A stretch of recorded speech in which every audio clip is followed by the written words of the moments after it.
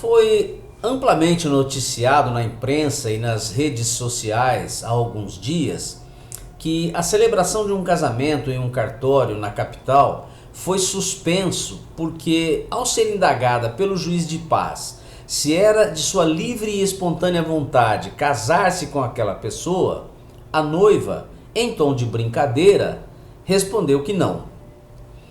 Ela até se retratou, passou a dizer que queria sim, que era sua vontade casar-se com o noivo e que dissera não apenas para provocar risadas.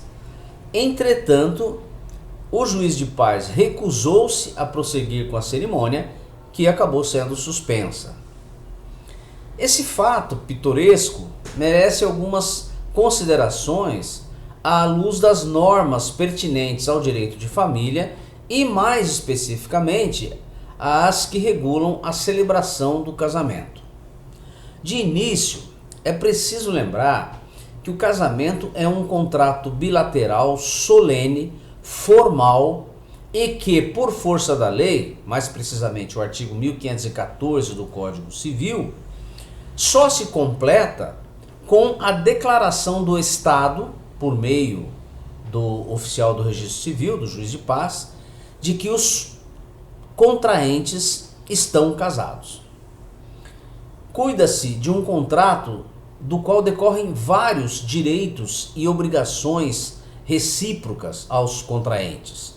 Obrigações de ordem afetiva, assistencial, patrimonial, com reflexos no direito sucessório, nas obrigações sociais e assim por diante. Portanto, o casamento configura um ato jurídico de grande relevância. É um ato formal e solene.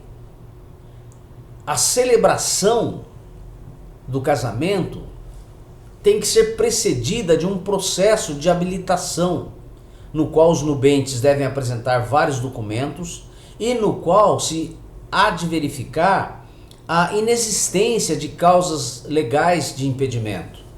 A sua realização, seja no cartório, seja em outro lugar, tem que ser feita a portas abertas, ou seja, qualquer pessoa poderá presenciá-la e apresentar causa legal de impedimento se tiver conhecimento dela. Além disso, é preciso a presença de, no mínimo, 2 testemunhas.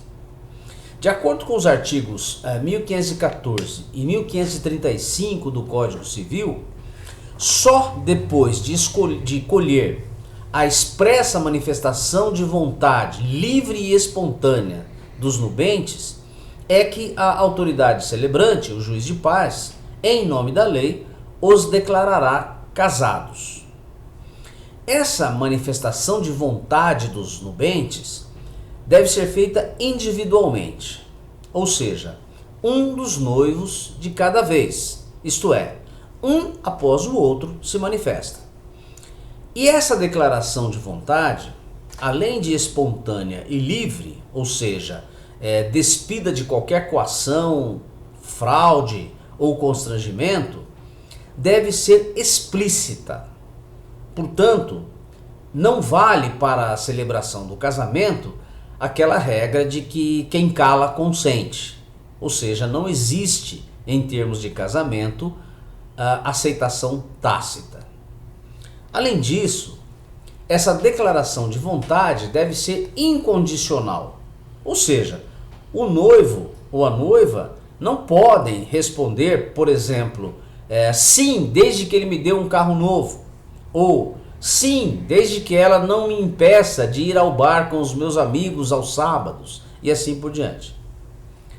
E para preservar a ampla liberdade do nubente nesse momento de manifestar sua vontade, o legislador estabeleceu no artigo 1538 do Código Civil que a manifestação negativa, ou seja, a recusa de qualquer dos nubentes, quando indagado se é de sua livre e espontânea vontade casar-se, acarreta a imediata suspensão da cerimônia de casamento.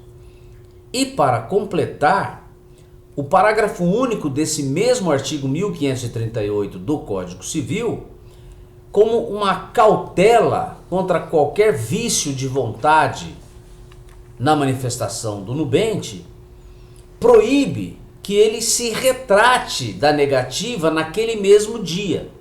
Ou seja, uma vez que tenha respondido não, o noivo ou a noiva não terá o direito de voltar atrás, retratar-se e passar a dizer sim naquele mesmo dia.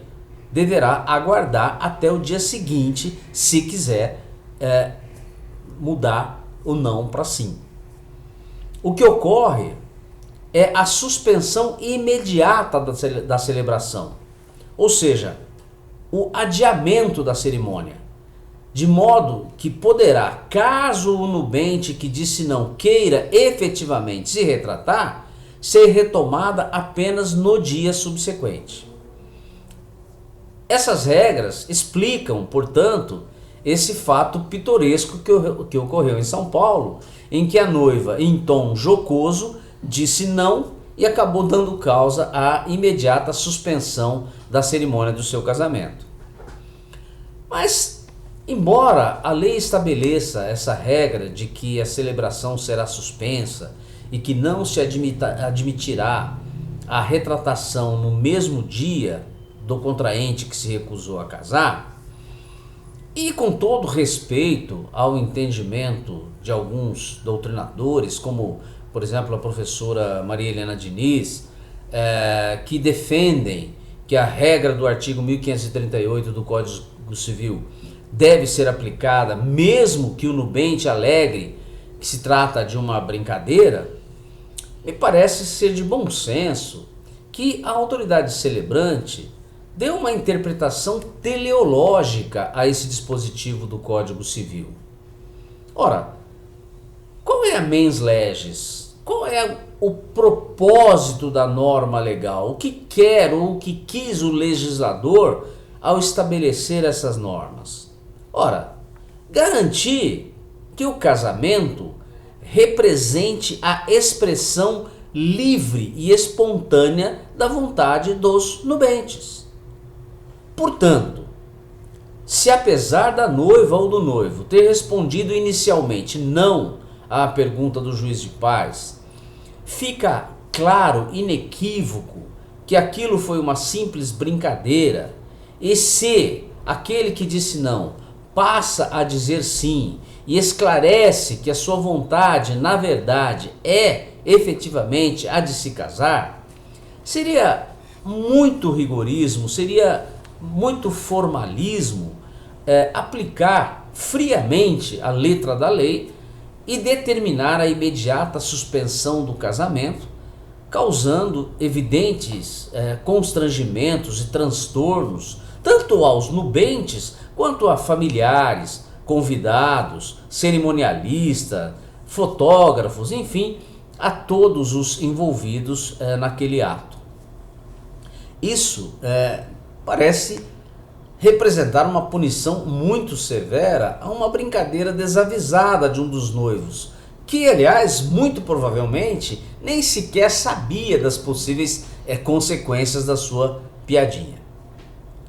Mas não se deve esquecer que o casamento é um ato solene, formal e revestido da chancela do Estado, de modo que se deve evitar esse tipo de brincadeira.